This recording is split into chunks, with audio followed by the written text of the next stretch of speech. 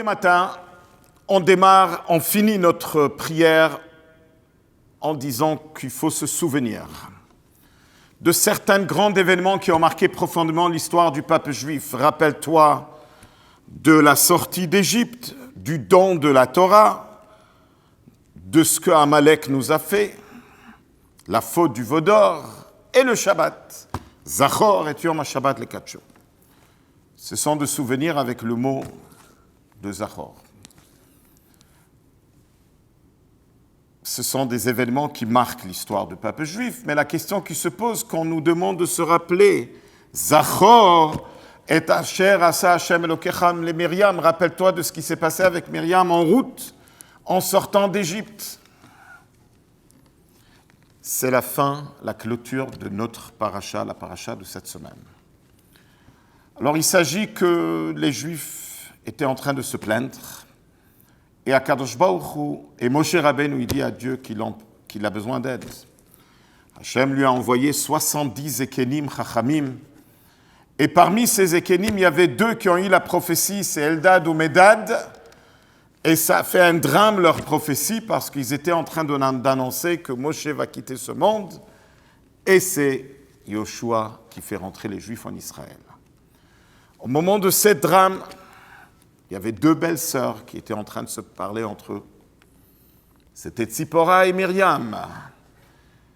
Tzipora, la femme de Moshe Rabbeinu, et Myriam, la sœur de Moshe. Et Tzipora, elle a dit, pauvres 2 nouveaux prophètes, sûrement ils devraient se séparer de leur femme. Myriam a capté le message. Elle a dit, waouh, ça veut dire que Moshe se séparait de sa femme. Et tout de suite, elle a fait une réunion familiale. Elle a appelé son frère Aaron, Moshe, et elle a dit, en présence de Moshe Rabbeinu, elle a dit, tu as entendu que Tzipora doit acquitter Moshe Rabbeinu. Pourquoi? Parce qu'il est prophète. Mais nous aussi, on est prophètes.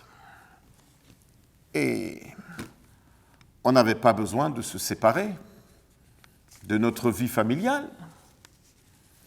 Et à ce moment-là, Kadosh Baruch Hu intervient et il dit qu'on ne peut pas comparer la prophétie de tous les prophètes à la prophétie de Moshe Rabbeinu, parce que Moshe Rabbeinu, il doit être prêt 24 heures et il doit toujours être pur. Bon. À ce moment-là, Moshe Rabbeinu n'a pas répondu. Comme il dit le passouk que Moshe Rabbeinu était l'homme le plus modeste sur terre. Mais Myriam a été punie tout de suite avec de la lèpre et il fallait qu'elle soit isolée pendant 7 jours et tout le peuple l'a attendu. Et là, cet événement, qu'il y a dans cet événement la punition de la Lachon Hara, et essentiellement de parler contre le leader du peuple juif, le Nassi Hador de cette génération. Dieu nous a demandé de se rappeler tous les jours de cet événement. Et la grande question qui se pose, qu'est-ce qui a poussé Myriam à parler de son frère Moshe? Et pourquoi nous devons se rappeler tous les jours? On nous parle qu'il faut faire attention de la Lachon Hara, mais nous, tous les jours, on parle de Myriam. Une fois, le rabbi, il a expliqué, il a dit, parce que Myriam, elle se rappelle déjà de cette scène, que son père ne voulait pas avoir des enfants, et il a décidé de se séparer de sa femme. Et Myriam, qui avait à peine l'âge de 5 ans, elle est venue, elle a dit à son père, ton décret est pur que Paro a décrété sur les garçons, mais quand toi tu vas te séparer de maman, il n'y aura plus de garçons, plus de filles. Et Amram, il a écouté à sa fille se remarier, et Baruch Hashem, il y a eu Moshe Rabbeinu qui est sorti de cette union. Alors Myriam, elle a compris qu'elle doit agir pour expliquer à Moshe Rabbeinu et Tzipora, qui étaient à un niveau très haut, que même s'ils ont la prophétie, mais c'est important d'avoir des enfants, et surtout, à un niveau de Moshe et Tzipora, peut-être ils vont avoir un enfant dans le niveau de Moshe Rabbeinu. Alors, c'est quoi le problème? Pourquoi Myriam a été punie? Le Rabbi explique. Le problème c'est correct ce que Myriam a dit, mais il y avait ici, comment il appelle Rashi, Iske Diba. Si elle a quelque chose à reprocher à Moshe Rabbeinu, qu'elle prend Moshe Rabbeinu du côté et elle lui parle.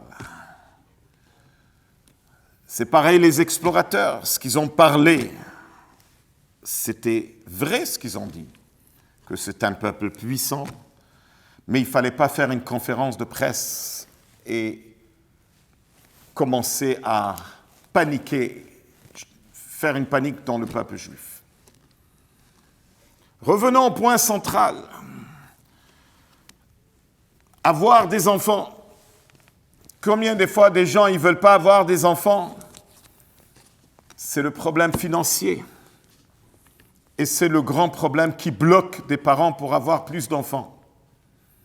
Mais en réalité, c'est marqué dans la Gemara, dans Masechet Nida, qu'un enfant, il vient. Tinok ba vekikaro biyado. Quand un enfant, il arrive dans ce monde, il vient avec sa parnassa. Donc il ne faut pas s'inquiéter, parce qu'Akadosh Baruch il envoie une parnassa particulière avec chaque enfant. Et voilà une histoire qui est arrivée avec le tzaddik Rabbi Mordechai de Nadbourna, qu'un chassid est venu se plaindre qu'il n'a pas de parnassa, il a besoin d'une bracha de parnassa. Le tzaddik lui a répondu, je te donne une bracha pour avoir des enfants. Le chassid, il n'a rien compris. Lui, il demande une bracha pour la parnassa. Le tzaddik lui répond une bracha pour des enfants. Il a déjà des enfants.